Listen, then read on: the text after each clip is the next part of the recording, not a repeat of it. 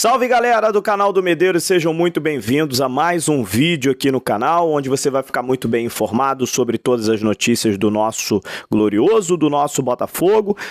Temos alguns assuntos para a gente comentar aqui nesta terça-feira, início ainda dessa semana. O Botafogo tem mais uma semana de treinos livres, de semana livre para treinamento.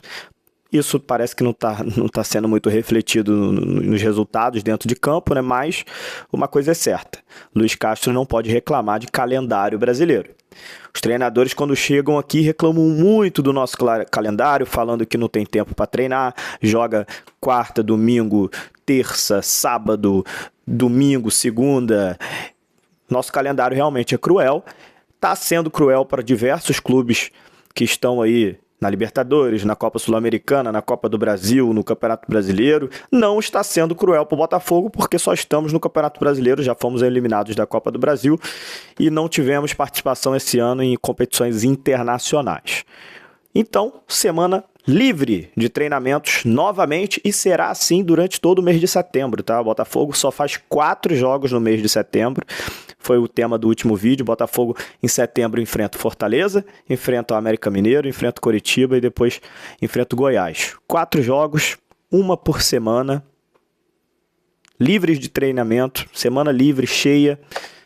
Não dá pra gente colocar a culpa em calendário definitivamente, né? Mas eu queria falar sobre um outro assunto. Eu comecei iniciando falando sobre calendário, mas primeiro deixa eu pedir para você se inscrever aqui no canal do Medeiros, ativar as notificações, dar um like nesse vídeo, é muito importante. Você clica no gostei, você divulga esse vídeo aqui para outros irmãos de camisa botafoguenses e deixe o seu comentário. Fique até o final do vídeo e deixe o seu comentário, que é muito importante também, eu leio todos, tá? Vamos lá. Queria falar sobre Patrick de Paula, né? Apesar de ter começado aí falando de calendário, semana cheia de treinamento, de livre, cheia de tempo para treinar, eu queria falar do PK. O PK não joga há um mês, não entra no jogo há um mês. Não estou falando de ser titular, não. Ele não entra, não joga 1 minuto desde o jogo entre Corinthians e Botafogo, dia 30 de julho. Hoje é exatamente dia 30 de agosto. Estou fazendo esse vídeo aqui. 1 mês sem o maior investimento do Botafogo na janela, em 2022, jogar 1 segundo sequer. Isso mostra, né, acima de tudo, que o Botafogo investiu de forma errada, né? Primeiro de tudo é isso. Segundo ponto, a gente precisa entender, né, a culpa é de quem? É do próprio Patrick de Paula? Será que ele no treinamento não está indo bem a ponto de não entrar sequer no segundo tempo das partidas?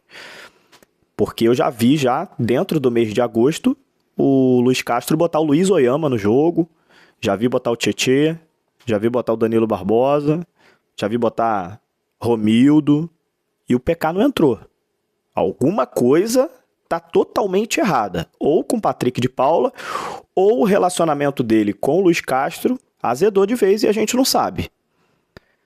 Porque mesmo o Patrick de Paula, talvez não merecendo a titularidade, porque o Tietê está muito bem, porque o Lucas Fernandes está bem, ou então porque o Danilo Barbosa chegou, o Patrick de Paula entrar num segundo tempo, jogar pelo menos 20 a 30 minutos para ter a chance de tentar se redimir, ter a chance de mostrar que pode ser titular, nem isso ele está tendo.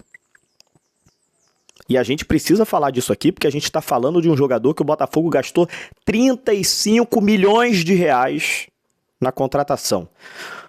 Hoje é muito fácil a gente falar aqui, Patrick de Paula é ruim, Patrick de Paula é isso, Patrick de Paula... Mas na época, 95% da torcida do Botafogo gostou quando o Botafogo foi lá e tirou o Patrick de Paula do Palmeiras.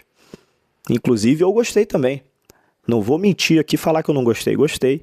Quando a negociação estava rolando, eu estava assim, caraca, o Botafogo vai tirar um jogador do Palmeiras, 30 e poucos milhões de reais, pô, eu estava comemorando. Eu não sou engenheiro de obra pronta, vim aqui com a maior ser cínico aqui e falar que nunca gostei, nunca apoiei. Eu não, na época eu gostei. Só que a gente precisa entender o que está acontecendo. Patrick de Paula está tão ruim nos treinamentos a esse nível de não entrar 1 segundo sequer durante um mês no Campeonato Brasileiro. Então a gente precisa debater esse assunto. Precisa debater esse assunto. Se for pro cara ficar no banco de reservas e não entrar, daqui a pouco ele tá saindo do clube, então. Vai embora. Não deu certo a passagem dele pelo Botafogo, ou então talvez ele não jogue com o Luiz Castro, porque o Luiz Castro talvez não goste do estilo de jogo dele.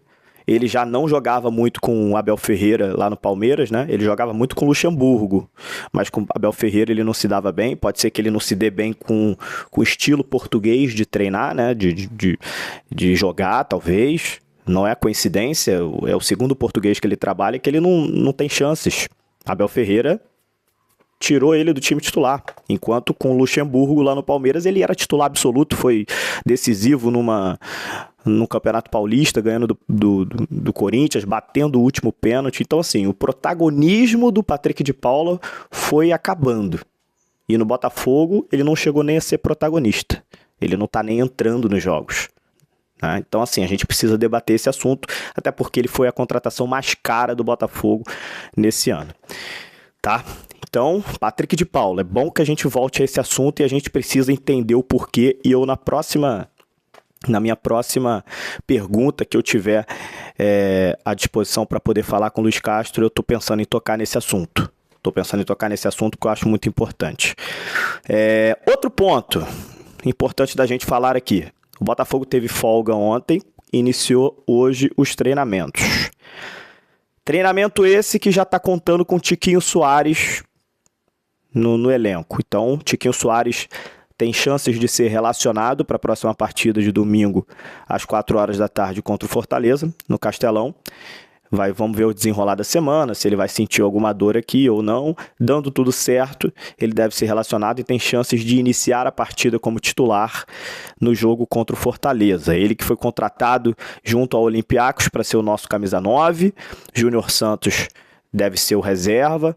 Matheus Nascimento também ali correndo por fora. Mas o Tiquinho veio para ser o nosso camisa 9, até por isso o Botafogo resolveu liberar o Herisson aí para o Estoril, o que eu já fiz um vídeo aqui dizendo que discordo completamente. Acho que o Herisson hoje poderia ser o primeiro reserva do Tiquinho Soares, entrando no segundo tempo todos os jogos. Ele ia ter minutagem, ele ia jogar, né? Para mim o Herisson é mais jogador que o Júnior Santos, não entendi.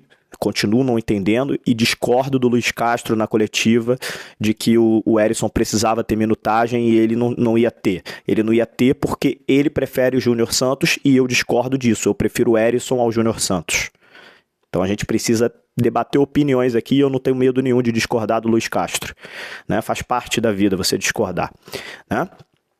E para mim foi um erro grave terem liberado o Herisson. Eu nunca vou deixar de falar isso. Um erro gravíssimo. Não por Herisson ser craque, nada disso, mas por ele já estar adaptado ao Botafogo, já estar adaptado à Série A, é o artilheiro do Botafogo na competição, não estava cobrando titularidade dele, estava cobrando que ele ficasse no elenco, entrando no segundo tempo, às vezes no lugar do Tiquinho, às vezes o Tiquinho não está bem na partida, entra o Herisson. Agora, quando o Tiquinho não estiver bem, vai entrar o Júnior Santos, que para mim é pior que o Herisson, então não faz sentido ter liberado por empréstimo o Herisson, por isso é a minha opinião. E o Tiquinho deve ser titular, se tudo correr bem nessa semana, contra o Fortaleza. Beleza? E o Botafogo precisa, cara, da vitória desesperadamente. Eu vou colocar na tela para vocês aqui, ó, vai abrir agora na tela para vocês aí. Essa é a classificação do retorno do Campeonato Brasileiro.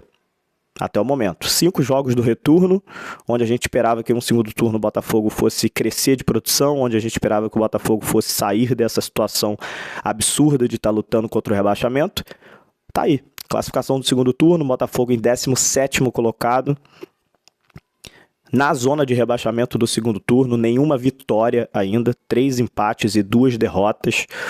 Se a gente for perceber o Juventude, que é o lanterna do campeonato e também do segundo turno. O Juventude, para mim, já não tem mais jeito, já caiu, é o pior time do campeonato realmente.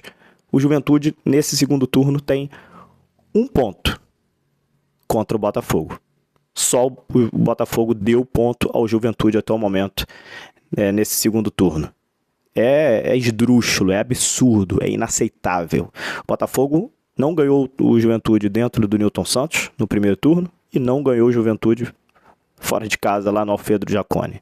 É bizarro, cara, é inacreditável a campanha que o Botafogo está fazendo. Tá? E é isso, mas nos resta torcer para que os deuses do futebol, né, nos deixem na Série A e que ano que vem, já que não vai mudar agora, não querem mudar agora, acham que o treinador, se tirar o treinador agora, é pior, né?